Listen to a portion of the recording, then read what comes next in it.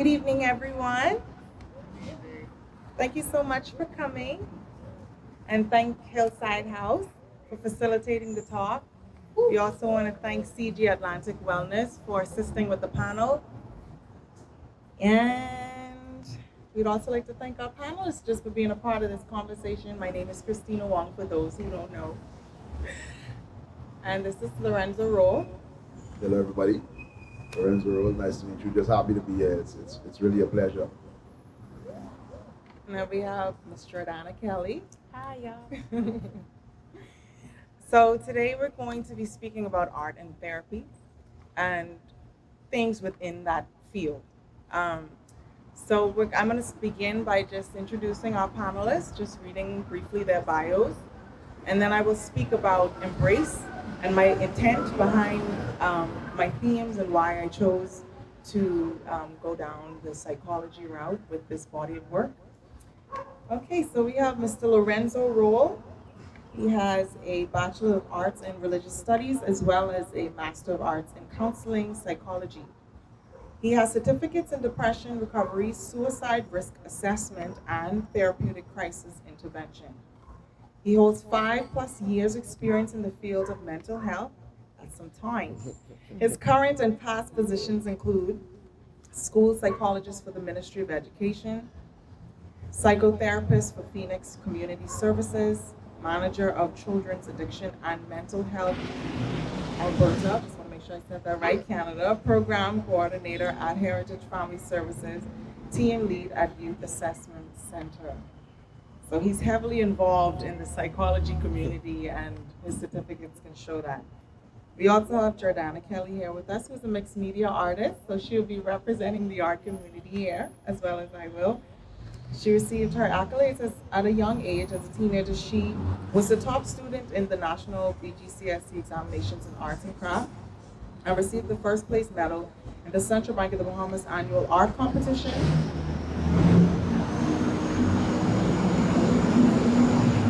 Just a few months later, she was recognized as the winner of the E. Clement Bethel National Arts Festival. So Kelly recognizes ephemeral, floral, and figurative patterns and imagery with unexpected and often industrial material. She uses electric colors, but applies them sparingly. The result is delicate and assertive compositions and assemblages. She has completed 2 solo shows. The first, Bugs, Blessings, and Barriers, was the result of her 2016 win at the Central Bank. That's a big thing, right? And her second show, Overwhelmed, was completed in 2018 at the Diagala Art Foundation. Kelly also exhibited her work in the National Art Gallery of the Bahamas, the Public Treasury, the Pro Gallery, and the Chan Pratt Foundation. In 2015, Kelly was commissioned to create 2 large-scale public sculptures for Bahama. You should go and see it. It's in the convention center. It's these beautiful umbrellas.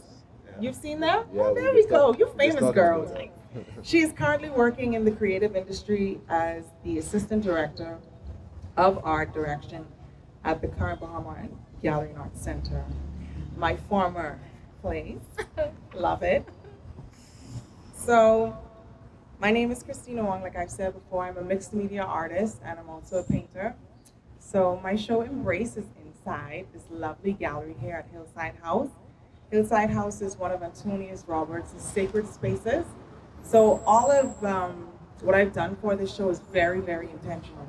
For the place that I chose, the month that it's opened, and the themes for this month. So I'm currently working at Mestre Projects in Albany. And so at any time you want to visit me, I'll be right there. And I am the gallery director and marketing coordinator. So most of my themes deal with psychology, Bahamian daily life, and my previous works were heavily made with the intent to empower women, especially Black women.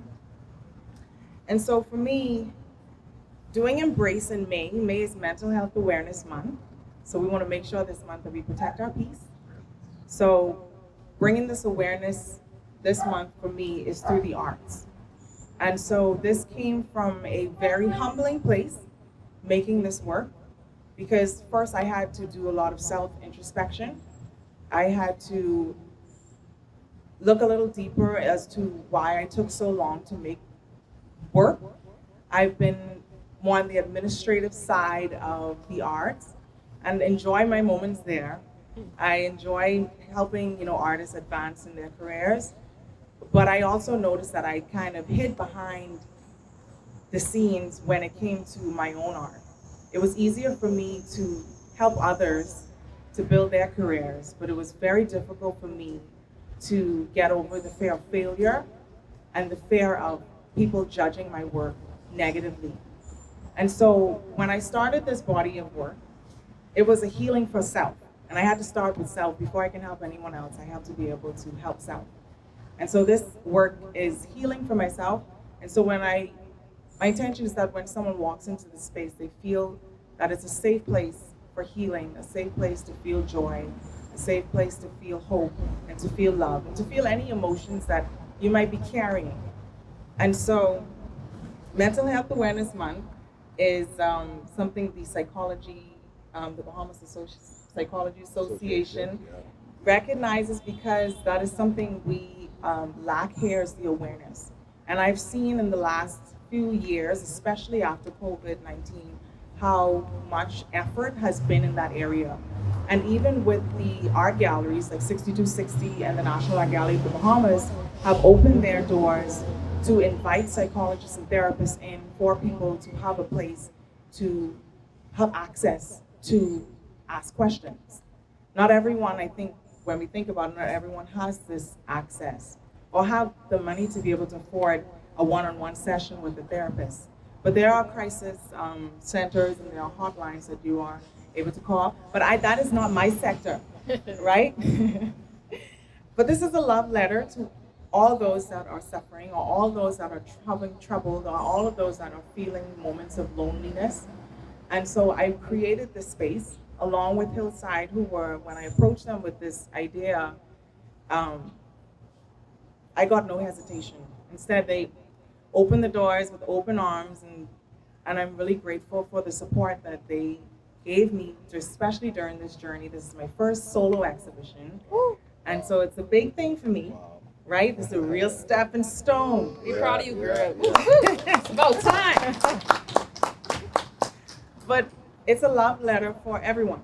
And I love people. I am a believer in Christ, and I believe that it is my mission to love people. So I love people, not respective of who they are, right? And with this love for people came my love for psychology, human behavior. Why do we function the way that we do? Why do we think the way that we do? Why do we worry? Why do we have anxieties? And I started doing my own research, and then when I was off to school, I was able to do some psychology courses, and my love for that even deepened more. So I was able to then reflect this in my work, and that is the way that I'm able to show or speak, is through my artwork. And I also wanted to talk again on COVID-19. I think we all should applaud ourselves that we are still here and breathing today. That is a hump that we all crossed. We've lost so much. I don't even think it really settled in us yet how much we've actually lost during that time. Not only did most of us probably lost like family members and friends, and maybe not specifically to the virus, but just throughout that time. It was a very lonely time. Even with family members, we were advised to keep our distance. We weren't encouraged to show affection. If you weren't in the same household, you were discouraged from interacting within close distance. And so we lost a part of that. And this show is supposed to show how important it is for human interaction. Without people, without support, we can spiral into a place of hopelessness. And from hopelessness, we have a place of complete despair. And that complete despair can sometimes come to someone succumbing to suicide. And so I just wanted this show to be, when you walk inside, that you know that you're not alone. Even in the moments you feel alone, even in the moments when you don't feel loved, even in the moments when you don't feel like you have a support, you do. And to always check in on yourself, take a breath, and if you can feel that you're breathing, and you can think that you just felt that you took a breath in, that means you're alive, meaning that things can change, even if they don't feel like they can change. And so my show is just supposed to be this embrace, showing different levels of embrace. An embrace from a mother and child, an embrace from a friend, an embrace from a lover. And so I wanted that when you walk into the space, you felt whole, you felt love, and you felt encouraged to continue the fight, and to continue, because every day we take in another breath, that means we're alive. And that means things can change, that means things can get better. So, I'm gonna start our questions to our lovely panelists. So my first question, and either one of you can answer this. Do you believe that human touch, presence, and embrace have the power to both heal and destruct? And then maybe give an example of how you've seen this before, either in your life or in someone else's life. Well, I'll start since I have the microphone. Like just passing it off. Most definitely. Think about Monday mornings and you have like Monday blues and you don't want to go to work. And you know your work bestie is on vacation and they're not going to be there. That's already playing an impact on you that, oh, work's going to be terrible, my work bestie isn't there. So that's like the present part. Human presence really does affect your mood. Another thing too, I want you to think about, imagine when you're mourning or if you're going through a difficult time, when you go to hug somebody, it kind of opens up the floodgates and you're either like, hey, don't touch me because you can cause me to burst and break down, or you be like, okay, let me come hug you, and it all comes out. And you mentioned destruct, and think about it. If you're in a relationship and you're withholding like physical touch, kissing, anything like that, that's destructive. That's messing up the relationship. That's supposed to be like an intimate moment.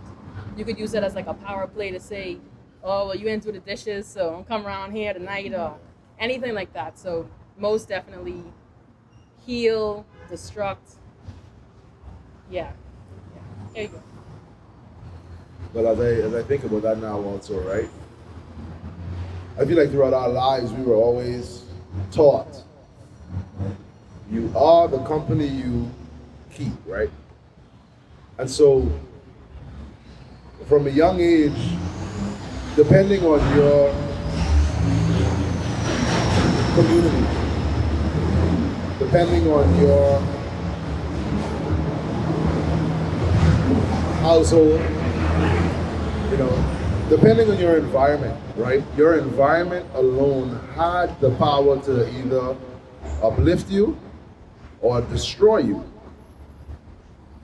And when we think about the human interaction and our purpose of this life, we often think that human interaction means that you have to physically touch somebody for them to know that you're there.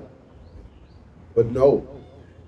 Have you ever even walked into a room and someone's presence probably just shut everything down, right?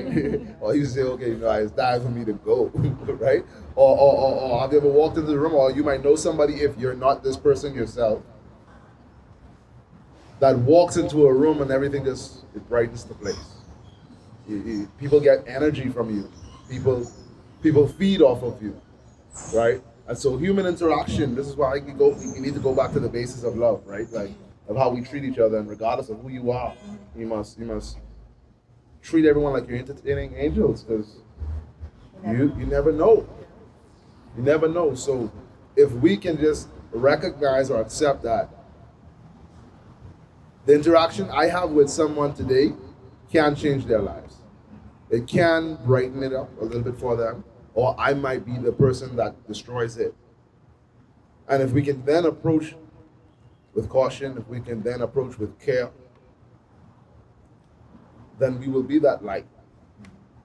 We will be able to set an example. We will be able to feel some oxytocins ourselves because we also did something good, right?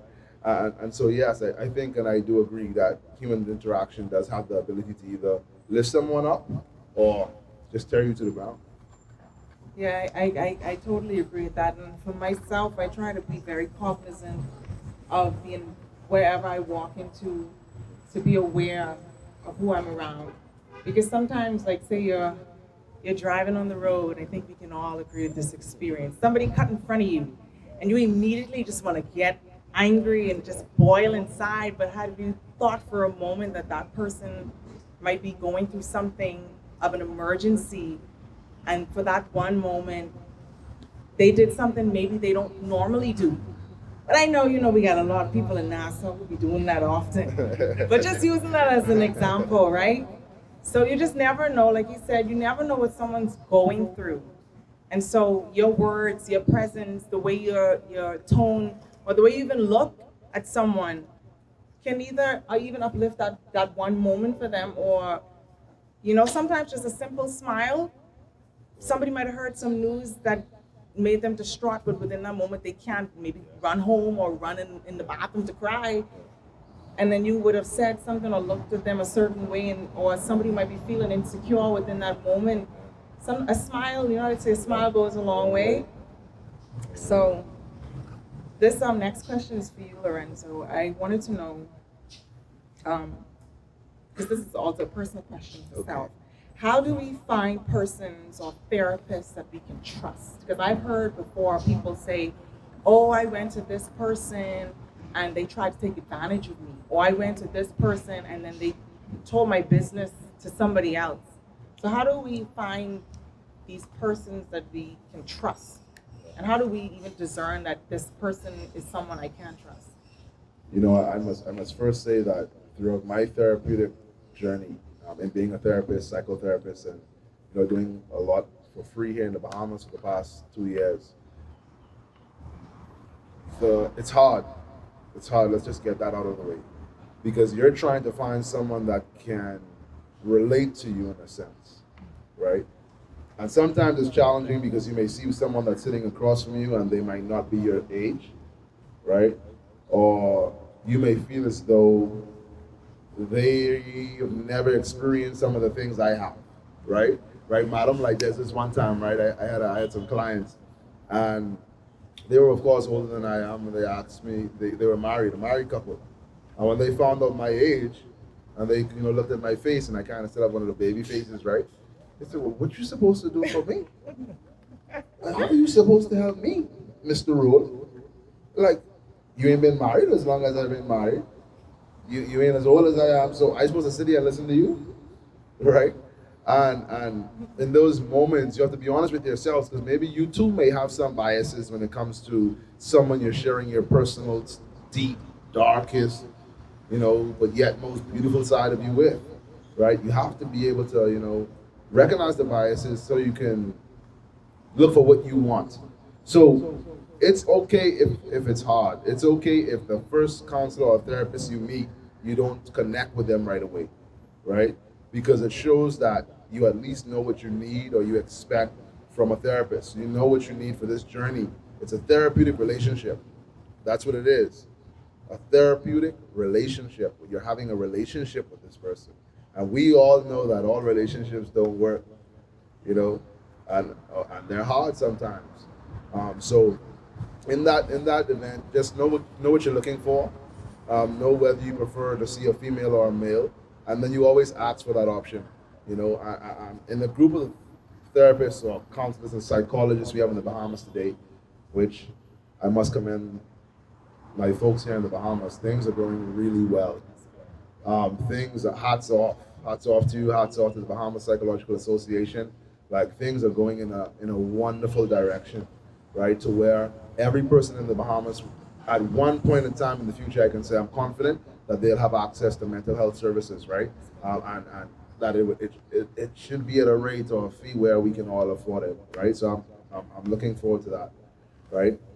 And in that regard, just knowing what you, like I said, what you expect, what you're looking for, having your own guidelines, and being honest.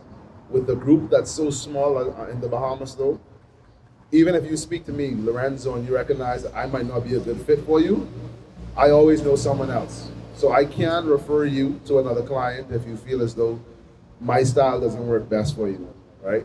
Now on the topic of the sharing and handling of information, I think we as professionals, right, and I'm speaking to my people too now, we have to be very, very mindful of how we disclose information, right? There's something called steps or levels of confidentiality, right? In terms that we must inform you of before we begin any therapeutic service. And one of those things are the duty to confidentiality, right? Unless, you or yourself are being harmed, right? Maybe you know of a vulnerable population that's not being kept safe at the moment, and you want to disclose that, and we have a duty to report that, or if for some reason the court orders us to share some documents, but even in those cases, we will communicate that to you.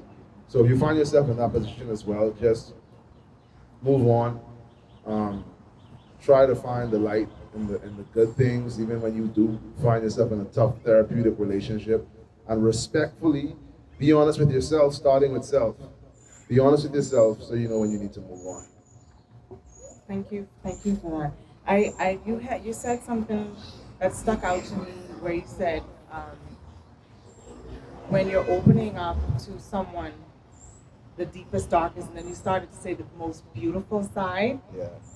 You remember the saying when you were younger where they'd say like sticks and stones will break my bones, but words would never hurt me? What a lie. I mean, I understood that the intention behind it was to try to build confidence in your child, but my goodness. I hated that too. That is, and I think it was grade 4 when I really realized that was a lie. That was a lie because the scars from pain and trauma last a lot longer than a scar on my skin.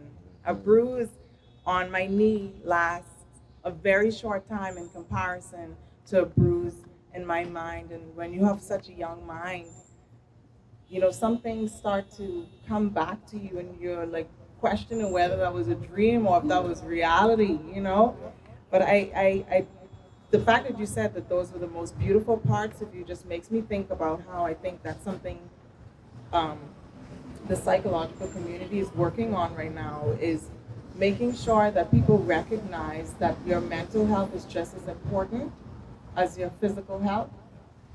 Just because we can see things and just because we can touch that, we think that's real, and it is.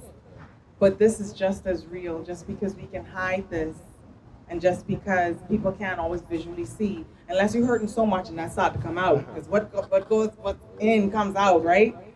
But that is just as important, because think about when you go to the doctor. Like one of the questions they ask you was, do you smoke, do you drink? And then they ask, are you stressed? That is, we don't realize how that part of ourselves affects so much of our physical. So let's move on to the next question. So you pretty much started to answer this, where you said that this psychological community is growing here and that they are beginning to have they will have more access. Yeah. But I wanted to know, how can we find like this access? Is it, can we find this online? Is there like certain hotlines we can call? Like say I'm in a moment, 3:00 in the morning, I'm feeling hopeless. Who do I call? Like where are these centers? Like just inform us about where these places are that we can run to.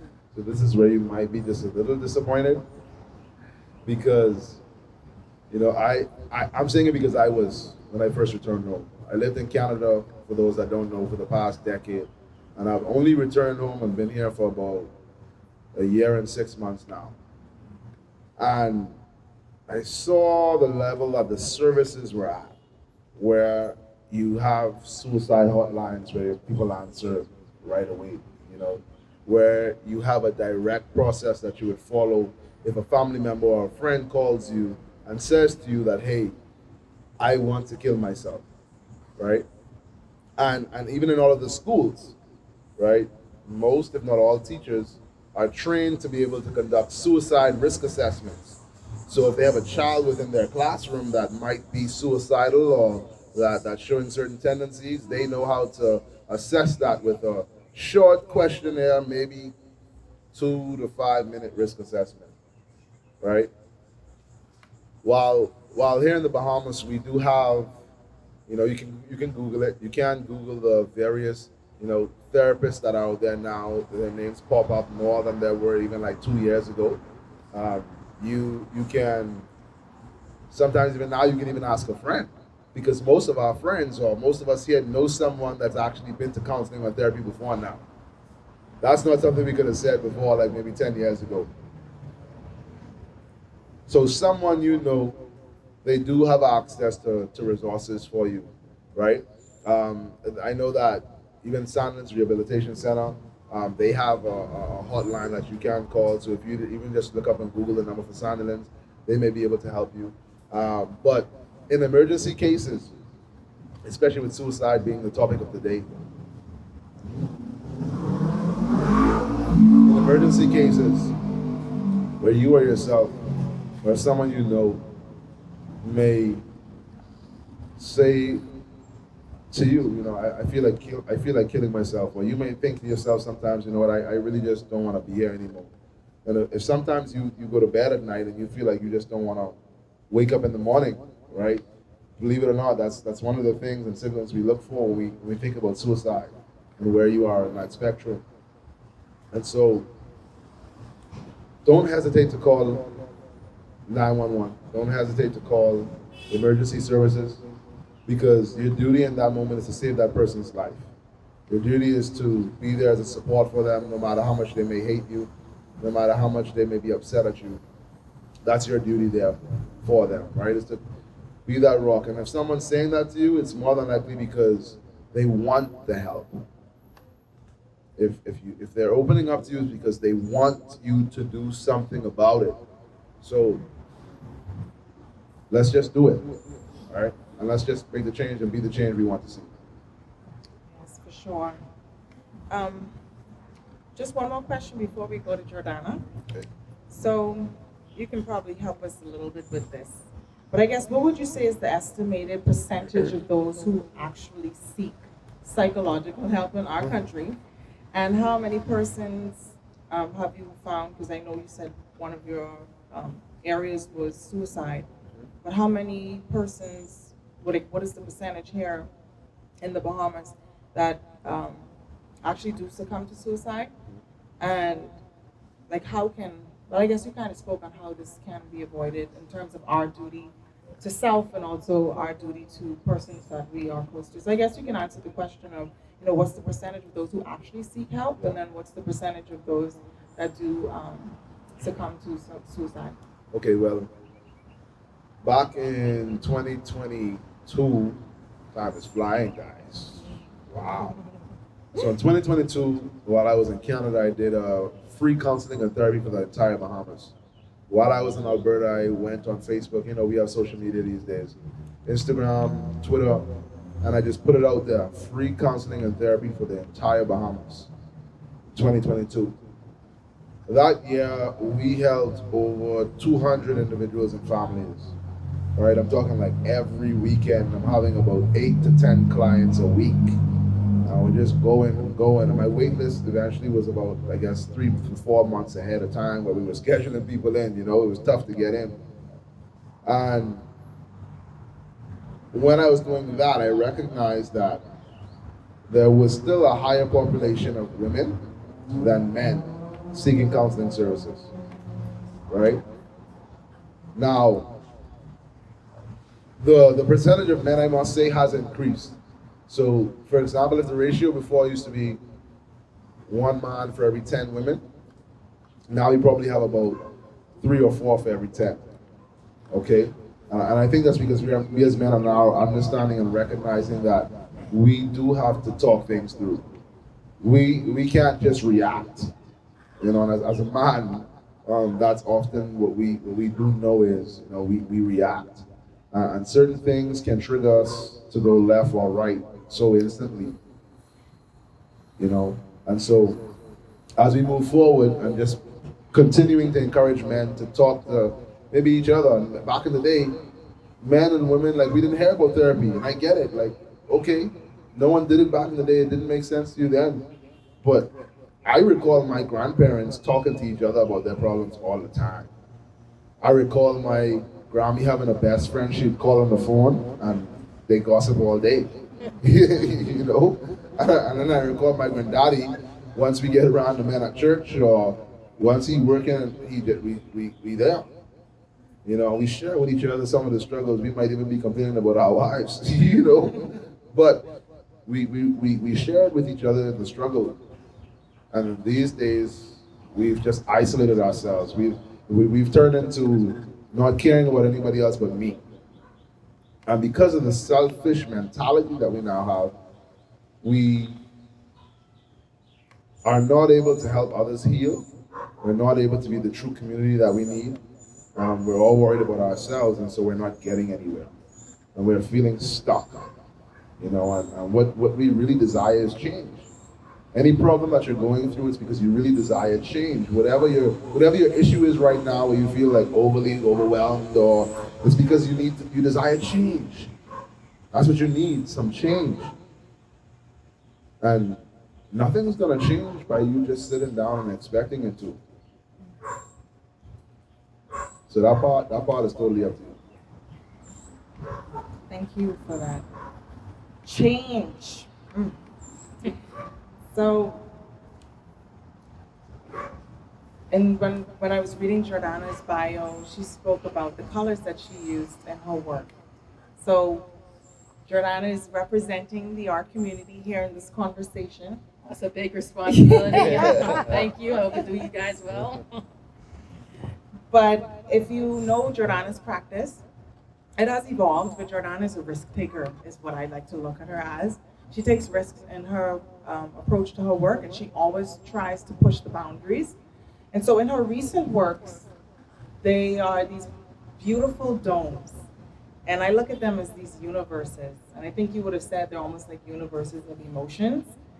And so I just wanted you to speak a little bit about what led you to making that body of work. Okay, thank you. So yeah, like she said, universes of emotions. This all stemmed from a series I had called Overwhelmed.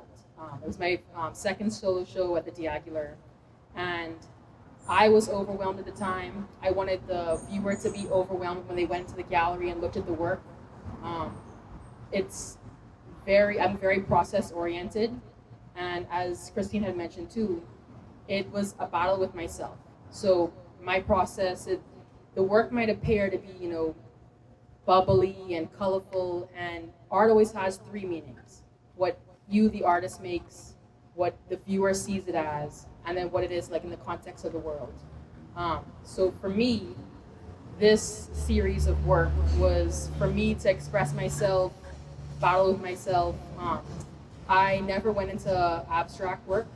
I couldn't see myself doing it. I used to go to shows and be like, I feel like I could splash some stuff on too.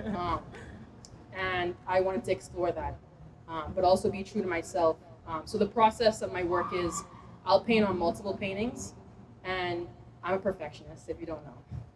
And I want it to be very loose and mark making and just try to get out of myself. Like Christina says, art making is, I feel like if you're doing it right, it's a battle. It's not a fun experience for some people. And when I was making the work, I'm trying to battle with myself, put these marks on the paper, let loose. I would dissect the paintings, cut them up in tons and hundreds of circles, and then try to gain control again and make like a composition where I'm playing with layers, different colors. So yeah, if you look at my work, you'd say this girl's crazy, the amount of time. But for me, that's just the way I process my own feelings of being overwhelmed. Everybody has trauma. My husband was going through cancer. He had 2 bouts of cancer. Just anything. You go through, you have trauma at work, you have trauma at home. And art for a lot of people is a way to deal with that stuff and tell stories and to heal. But for me, the process of doing something 1,000 times is very therapeutic. So I'll sit there and I'll fold something, 100 times, or I'll cut it out. And my family will look at me and be like, "You're crazy. I don't know why you're doing this. This is not fun." But yeah, that's just how I process those feelings of being overwhelmed. And you spoke about how art also is for the audience. So what did I know you said you wanted the audience to leave feeling overwhelmed, but overwhelmed with what? Whatever they saw, whatever they felt. I like to hide nuggets in the work. And everything I do is very like painstakingly like a process. So there's a moment in the work where I will get 20 sheets of thin paper, glue them together and roll them up. I call them like, it's like paper quilling. So I'll make coils in the work and I'll hide that in the work and put layers on top that I want you to like look at the piece, just skim by it, but look around and be like, wait a second, why did that girl put this thing that took, maybe 20 minutes to make hidden behind all this other stuff? There was a reason why that's there. That's for you to discover and you to find and really engage with the work. So yeah, I always try to do that in anything I'm doing, even if it's not that body of work, but always have like a little surprise, like, hope you found it, hope you found that little thing. So. But even in you speaking about layers and also like tucking away those beautiful moments or those moments that were very, I guess, like a task for you to make them, I think also speaks to our life, right? And I think that's why there are probably these universes of emotions is that they're layered. We are so layered as humans, and just even moments of surprises about us, like, oh, I didn't know Christina could shout that loud. You know what I mean? And when I do see Jordanna's work, when you see it at first, it's like, oh my God, this is so beautiful. All of these colors and like this, it's like an explosion of colors. And the more you look at it and the more you understand the context behind the work, you sit with the work a little longer and you do start to find these tucked away moments, and then you start to even look at yourself and be like, I wonder what she was feeling within that moment. And then you start to think about yourself, I wonder how I'm feeling right now. And it can be a little overwhelming when you do look at the work, but it's still so structured and still has so much balance. And I think I just wanted to add too, like when you're talking about like what was she feeling, I kind of do that with the titles. So you'll see it says like, welcome to the chaos, or another dream that died in sleep. And when you first look at it, you'll be like, I did not see that. When you read the title, like, oh, this is little, it's kind of dark. Like, what is this girl, what was she thinking? Like these brush strokes and me trying to battle with myself and get loose. So, yeah. But I think when you spoke about the titles as well, her titles do bring a lot of context to the work. And just that element of language itself and how you're able to incorporate that as being a part of the work and being able to put context to something that is abstract. It still speaks about the structure of the work. But can you talk, because like colors evoke certain emotions. When I see red, I think of McDonald's. I'm just kidding. When I see red, I think of either anger or I think of love. When I think of blue, I think of something a little bit more calming, or I think of the ocean. And you use so many colors in your work, but how do you find the balance of knowing which colors to use for like the specific emotions, like whether it's I'm feeling angry at this moment or I'm feeling sad, how do you know which colors to balance? Because you use like multiple colors, but how do you know to find that center? So there is a method to the madness. It isn't just line up random colors and start. Like you say, colors really do they're so powerful and they really do evoke so much emotion. Just recently, I sat in the studio maybe for 20, 30 minutes. My mom kept walking by. She's like, are you going to do anything? Like, you got to go home for dinner soon and go to your baby.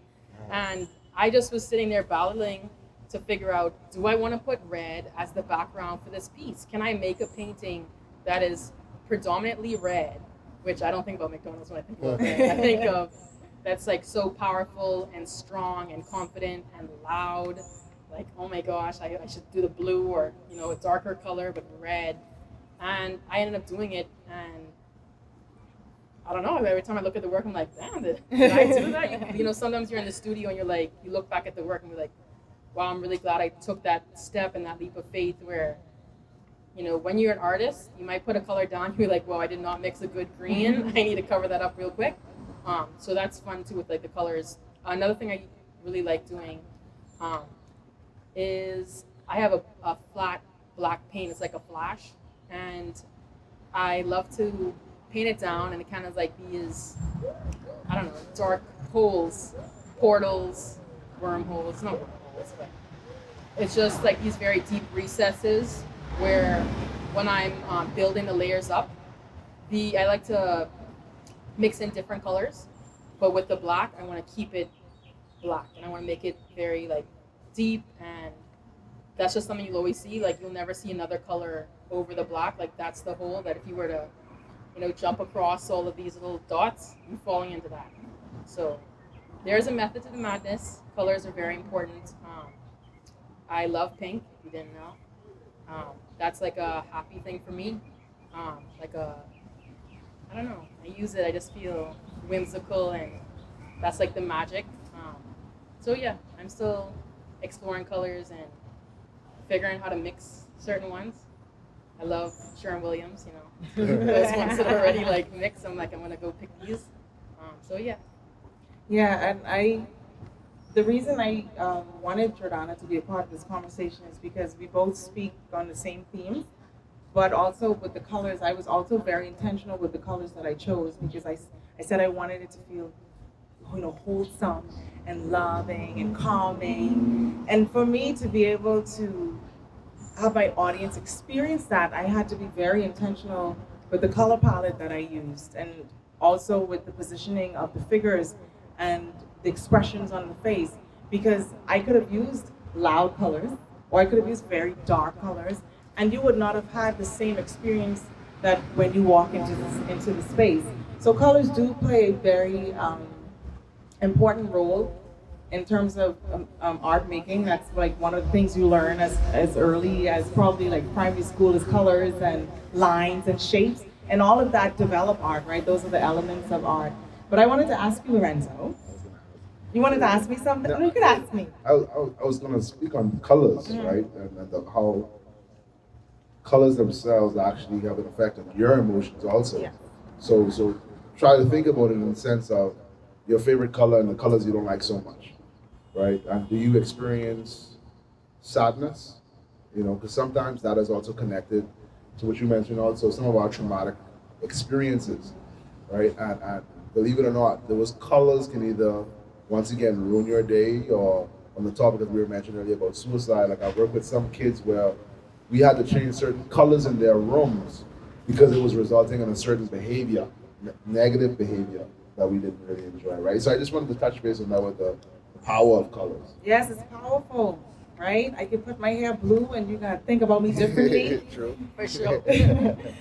But I also wanted to ask you, like, how much does the psychology community involve the arts in therapy? That you don't normally see, right? For you to see art really involved in therapy, you'd be working with someone who is specifically known as an art therapist, and they have these particular, what do I call them, segments of psychology and therapy now, because the world is recognizing that it's not just as straightforward as you thought, right? You have behavioral therapy, you have, emotional regulation that you're taught and you learn, but then you also have this piece of art therapy that goes most well with kids, believe it or not. So when we work with kids in the school setting between the ages of 4 to 13 or so, an art therapist would be more effective with them, or a play therapist, if you've heard of play therapy before, right? So a play therapist or an art therapist would also be much more effective for them than me, who might say I'm just a regular psychologist.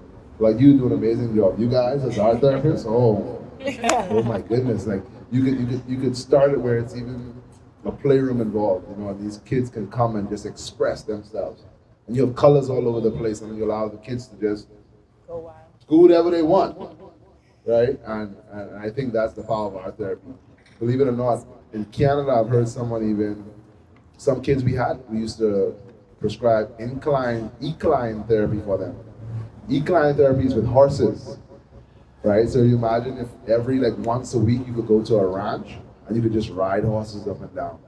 And they call that a type of therapy now too, right? So I have one more question before we open up the floor, right?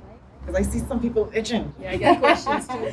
But I have one more question. So when the mental health topic arises, people's perception is limited to major mental illnesses, and they fear someone presuming them to be like mad or crazy, right? Like Jordanna said that. How can we work together to discourage the stigma of the pink porch? Everybody know what the pink porch is, right? The sandalins. the Sandlands Rehabilitation Center, which is doing an amazing job down there, so that people can feel more comfortable seeking help, right? Because like you'd be in school, you probably was in school and they'd be like, you need to go to Sandlands. And it's like, do you really understand the words you're saying to this person right now? Trying to diss them. And so I think that has caused a lot of discouragement in that area. That if I show people my weakness, that means I need to go to Sandlands. So how do we get people to be more comfortable with knowing that every situation isn't as heavy as maybe having bipolar disorder or schizophrenia? Yeah, the first one is That's I can say stuff to you, buddy. Well, once again, I think the best way for us to go about that here within the country, talking about the Bahamas, is for us to be able to show empathy. You don't know how someone's doing and how their day is going all the time. You know, someone could be smiling at you today, and tomorrow they're not here anymore. You know, and so for us to really break that stigma, I think the first thing we have to do is talk about it. Yeah, talk about it. But ask yourself where you're at too. Are you able to show empathy to someone that's hurting? Right? Are you able to share an unbiased opinion? Or are you able to recognize that maybe your friend is now drinking every day when that was not their habits before? Are you able to recognize what depression looks like? Right? Do you have a friend who just hasn't left the house in a week? Do you have a friend who's just lost their job? You know, maybe has 2-3 kids. Do you have a friend who just got divorced? Do you have a friend who just lost a loved one? Because if you think of these people, you have a responsibility too now. You have a responsibility to show love. You have a responsibility to step in and just be there, if only for a moment, right? The bad things we hear about Sandlands, or you know, when we get to the point of recognizing and understanding that we all have trauma, that we all have come to a breaking point at some point in time, and our traumatic experiences, it might be like the Bible tells us, you know, like where the sins of the father falls to the 3rd and 4th generation. You know, there's something that you actually have to break. There's a spiritual warfare going on here for real, that you actually have to consider.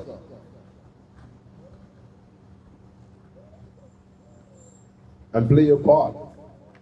Play your part, right? I got caught up early in the question about suicide because, you know, sitting here, I was informed too that we just lost someone else yesterday.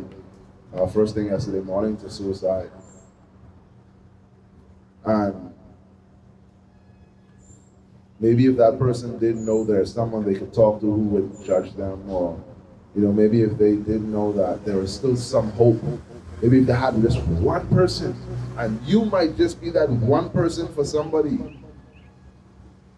One person, just one person. And if you can be that one person, you're gonna have a lot of crowns when you get up there, you know? You're gonna have a lot of crowns. So be that one person if you may, and if you take anything else, I guess, from this event here, it's that with mental health, we have a part to play. You have art therapy, we have so many other ways now that we can positively impact our lives. You can use art, you can go to a sip and paint now, right? You can like, if you talk Friday, what you doing right now? You can go by the ports if you want right now. You know, it's so many different ways for you to find peace and find happiness. And so I want to challenge you. If you don't know what you love to do, if you can't tell me right now 5 things off the top of your head that you can do that makes you happy, only 5. Just think about it. If you can't tell me 5, that's my challenge for you. 5 things, only 5. And when you feel overwhelmed and you're feeling down and you feel stressed, life is like, this ain't it no more, I don't even want to be here. Do one of those 5 things. Just do one. If it's going to the beach, go to the beach, you know. If it's spending time with friends and family, do that. If it's listening to music, if it's writing, if it's find 5 things. And let that be your peace, and let that be what brings you back to joy in your mind as to why you're still here. Thank you so much for that. So we're going to open up the floor to a few questions. Okay, Avery. Avery was itching. I think, I don't know if my thing is a question more than a statement. So I had 2 things. The first thing was with sandalin's and changing, I guess, the way that people look at it, the stigma. And I think a big part of that, and I always say this to any organization, is that organizations or buildings are not the organizations, the people. And I think a lot of the times, because we don't unaware of who the people are behind an organization, we don't have access to it. So I feel like the people who are, like the people who run Sandilands, need to make themselves more accessible. I know people hate that because like your job is on your job and you don't want to be opening up yourself to everybody else. But you know, as a curator, I'm not just a curator. I'm still kind of like marketing the show and doing all these things. I'm still a part of like, myself as a real right is a marketing tool for my job. So I feel like if they put themselves in places where they are not necessarily like gatekeeping what it is they have access to as therapy. For example, you gave that name, that 5 things. Like if everybody could hear that, it could change the way that we think about how we process our emotions. But that's one thing. And then the second thing, I think you said child therapy, or we use art therapy, particularly with children. And I think the reasoning behind that is particularly because children have, like, when people say childlike imagination or access, like as we get to a certain age, that access to imagination kind of changes and shifts because we deal with so much of the realities of life, and that's why art therapy is kind of cut off at a certain age. And I think that's an issue in and of itself. And so we kind of, I think, want to attack the issues of therapy at a younger age, so we make it so that art therapy is for children. I feel like adults need to participate in art therapy as well. And like you said, sip and paints help and stuff like that. Even if it's like a crossword puzzle or like now adults are coloring books and stuff, whatever. Art therapy is for everybody. So I just want to make those 2 statements. And to that, there are a few Bahamians that are studying art therapy abroad right now, and they are going to be coming back home. So, like you said, in a few years, we should see a lot of advancement in that area. Do we have any other questions? We have 2, 3, 4. Hey, good evening, everybody. Hello. Okay. Christina, congrats again for the first solo show. I know that in your opening you said that it was kind of delayed with failure. What are some of the things that you did to get over that fear and to really complete the work and actually execute? Thank you for that question. That's actually a very good one. But I do have an answer for that. It's that I started. So the first thing you have to do to get over fear, first of all, is confronting it. I confronted the fear, and this fear I confronted in 2020 when we were all alone, right? And you're having now, nobody thought it was gonna be that long. I thought we was going on a nice little vacation. I was not a vacation. It was definitely a stay somewhere. But I confronted fear.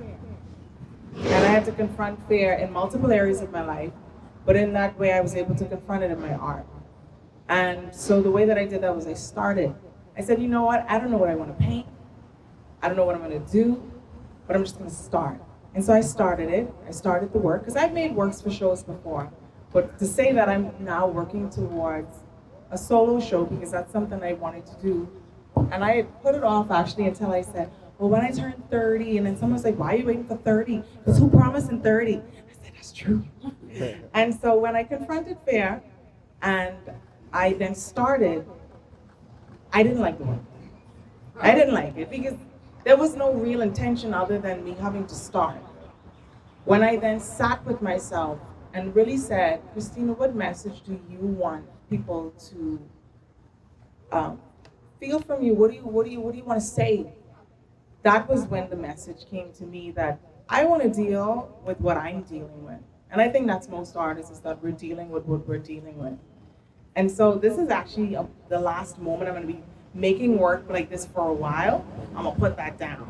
Because I think this was a moment where I'm now at a place where I can truly say I've overcome. Yeah. And so I confronted fear, I didn't like the work, but I kept going.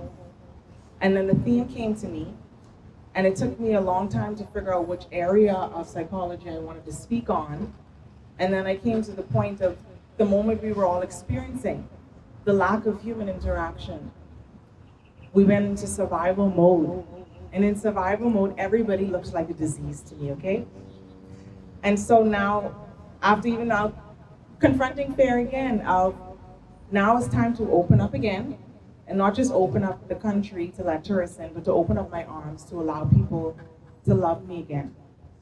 And so from all that processing, because it's a whole process, even through making the work was a process of healing for myself, the more that I made the work, the more I became healed.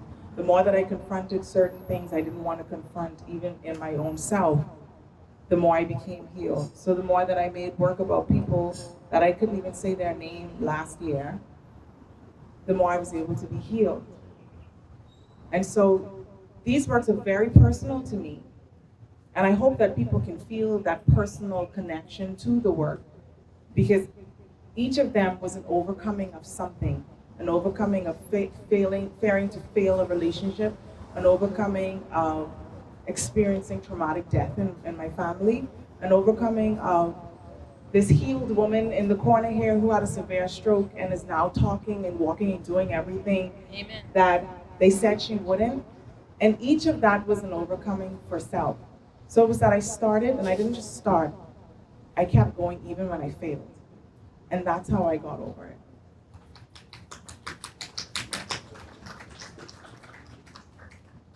She just gave you all everything you needed to know about life. All right? Everything.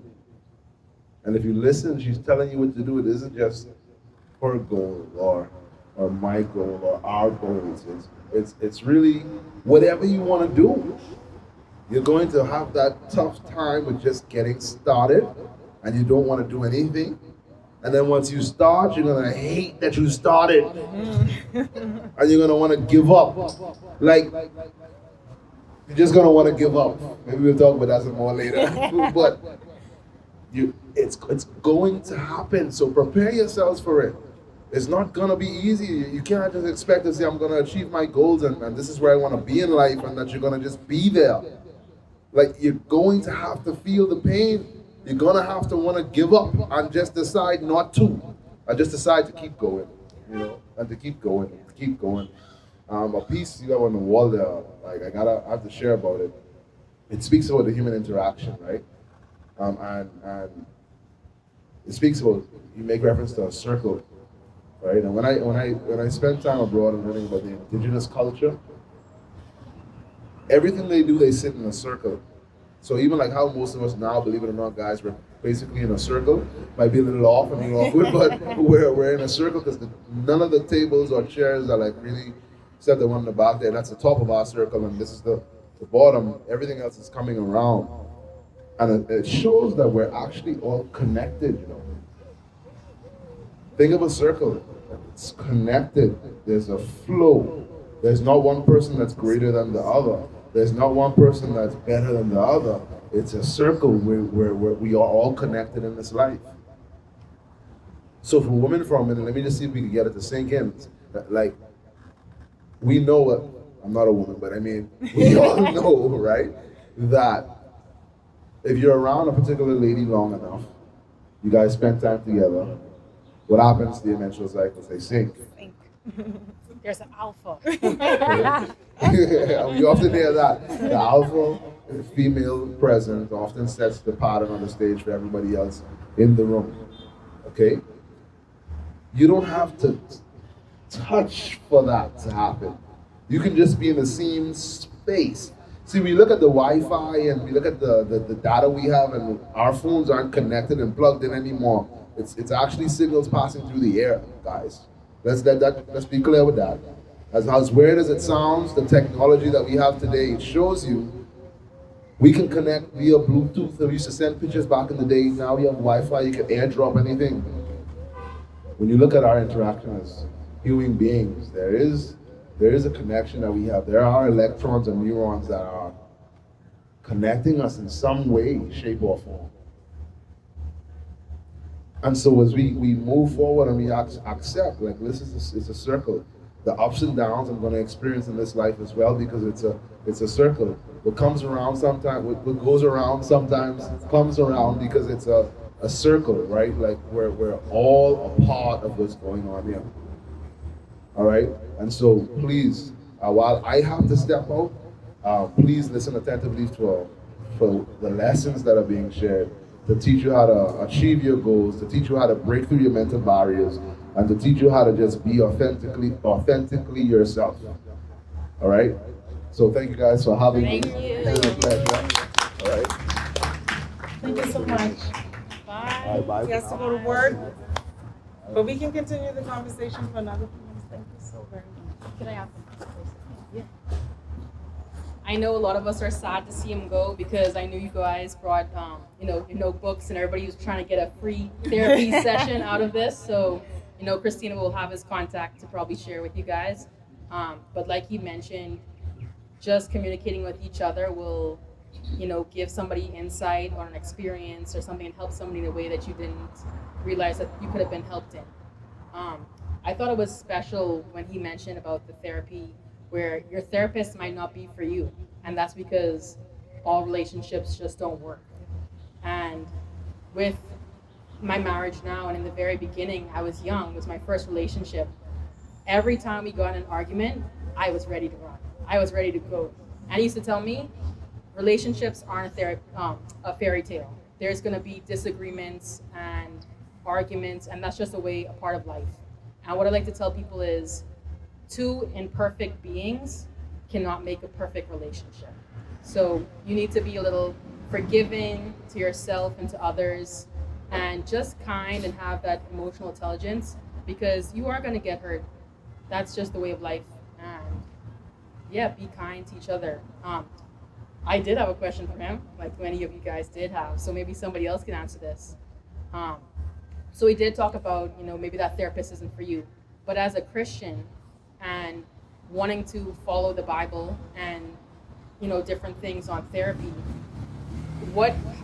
how do you know you're gonna get influenced? You're already vulnerable and you're gonna take advice from somebody. How do you know that it's what it should be? Like, for example, I was taught that marriage is forever, you're one, divorce is never a thing. What if you go to a therapist and the therapist is telling you something like, yeah, you need to get out of there, cut ties? How do you know who you should be listening to? Anybody want to? Okay. So there are Christian therapists here in the Bahamas that you are able to seek help from. And so there are people here that can assist you with that. Now, when it comes to actually, making sure that you get the right message, when it comes to Christianity, there are many denominations and many beliefs in that. So you have to yourself, like he also mentioned, knowing what you need, knowing what you believe in, and if that therapist is actually in alignment with that. Now you have to remember that Christian therapists also have both the Christian aspect as well as the world aspect, is what they called it. And so they're not going to just give you a biased Christian counseling. They're going to give you a holistic counseling with thinking of the worldviews as well. Because at the end of the day, if you are thinking of someone who might be in an abusive relationship, they're not going to tell you to stay, because like he said, if somebody's being hurt or you yourself are being hurt, they are responsible for calling enforcement, right? That is where the break in the confidentiality will have to happen, is if there's actually harm with someone.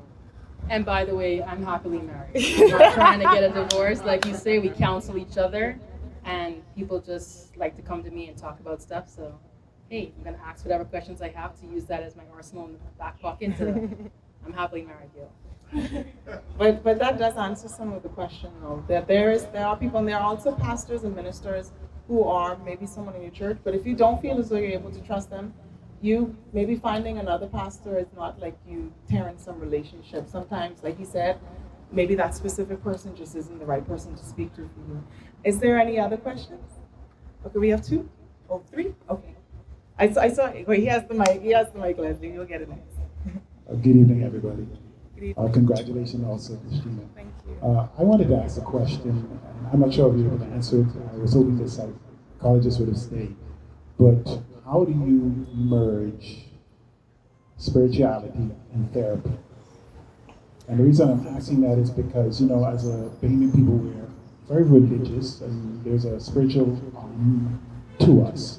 And in some cases, that could be a hindrance. So how do you merge spirituality and therapy? So I think when you generally speak about spirituality, first of all, that can mean so much, right? That can mean so many different religions as well. But like I think going back to the point of specifically finding somebody, like there are, like I said, Christian therapists that are available, but that would definitely be a question for him on that part. You know what I mean? But I think because I went to the university and when they're private Christian college, and so when we learned psychology, we learned both, right? So everything that they tied in was both worldview and Christian view. So it was never just strictly, oh, I'm just learning strictly from the Bible, and that is where, because at the end of the day, I personally believe that God gave man knowledge to be able to expand that knowledge, to be able to output that knowledge, right? So he would be able to answer that question better in terms of how they do that, because I am not a practicing therapist. But I can give you his contact information and you're able to ask him that. Yeah.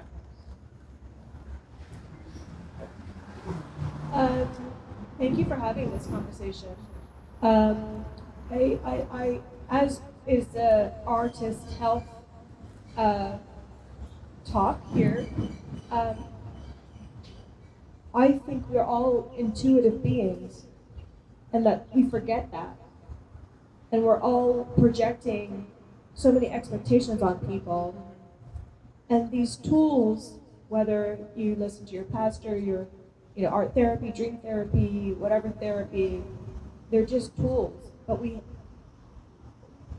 since it's such a young country, it's a young country, and we're just now delving, being so open.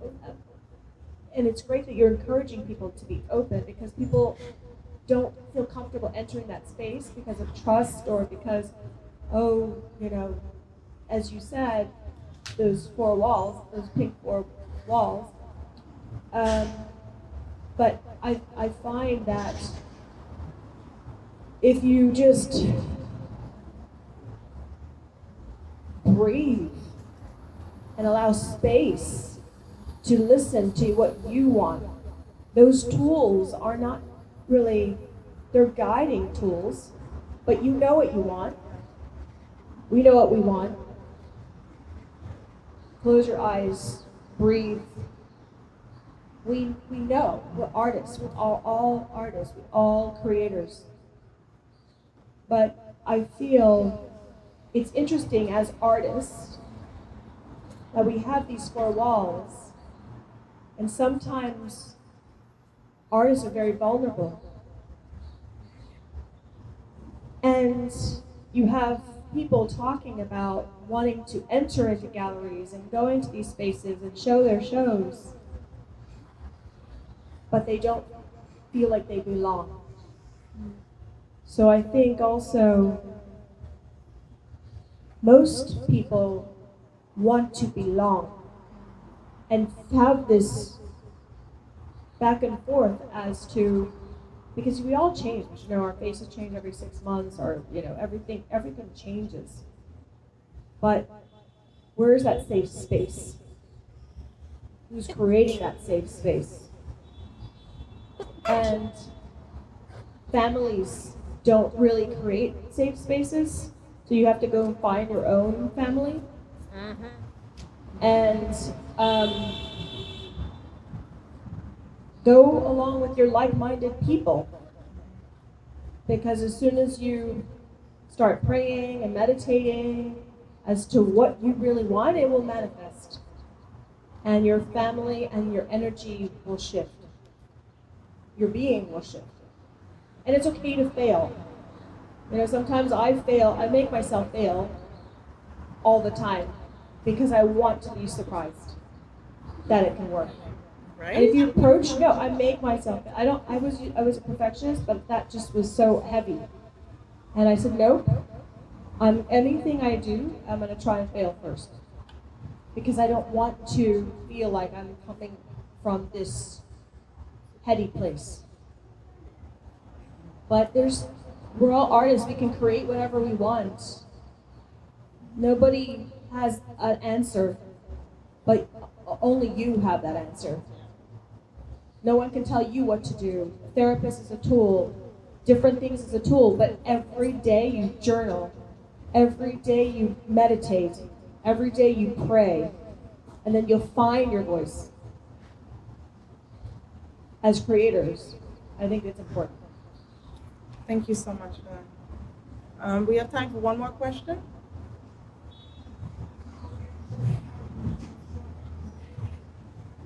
I agree, Leslie. These things are tools, right? You have to choose to want to get help, and Lorenzo had mentioned that. We have to choose. We have to put ourselves in position to want to get help, and because he said, and he mentioned it, it's because you're having these thoughts or you're saying these things because you want to change. So he mentioned that as well. Yeah. Okay, good evening, everybody. So you guys mentioned that art is really only focused on in schools from about the age of 3 to 14 or 13, I think. And that was a problem. I can totally attest to that, and I do have a question at the end. But I'm going to tell you how I can attest to it, because I remember when I used to attend Queens College, at break and lunch times during BGCSE and BJC time, like the art teacher always used to be like, you guys can come in the room and make use of the material. And it's like when you go in there at lunchtime and you actually like use the art material and just like, my painting will look so bad because I'm not an actual artist.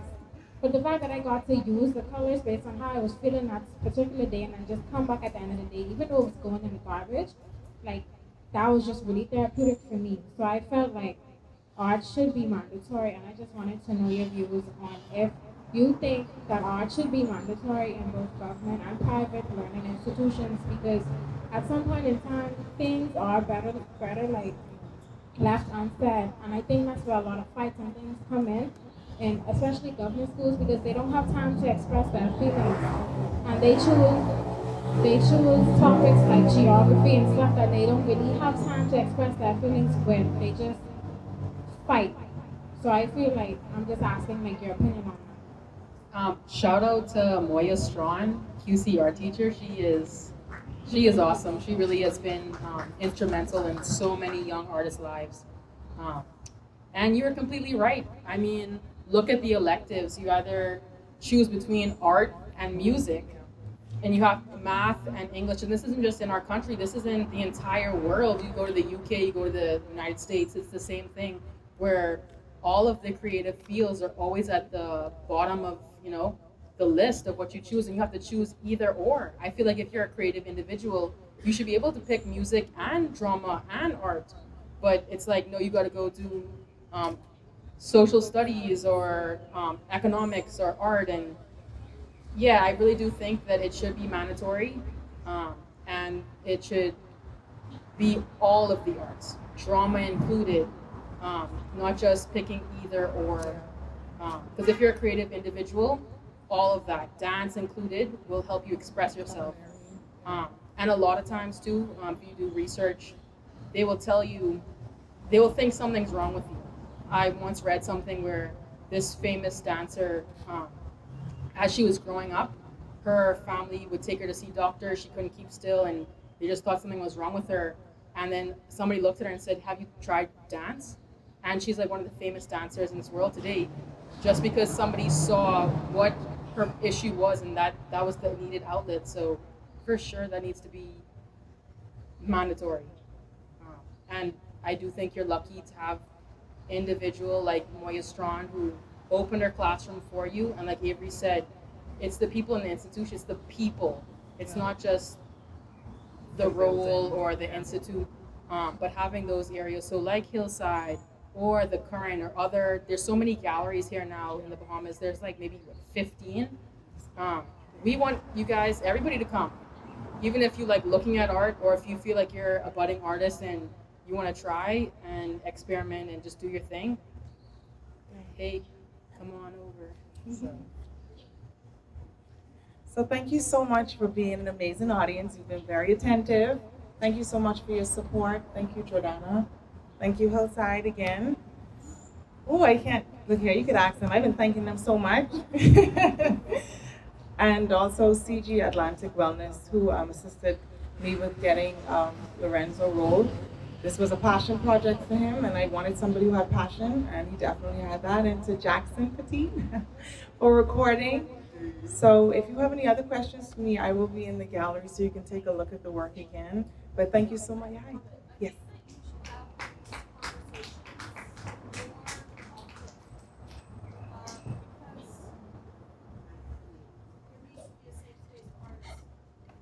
Yes, no, I totally agree with you that me and Lorenzo was actually talking, so that might be in the works.